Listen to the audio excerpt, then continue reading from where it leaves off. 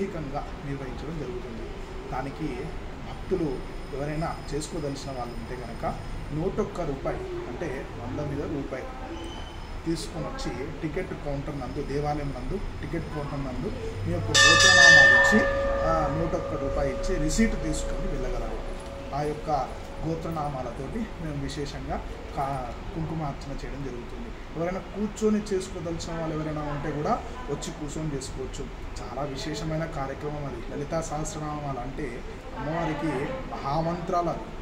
ఓం ఐం హ్రీం శ్రీం శ్రీమాత్రే నమః అనే మహామంత్రము ఎలాగైతే విశేషమో అట్లా అమ్మవారికి 1008 నామాలు ఉన్నాయి.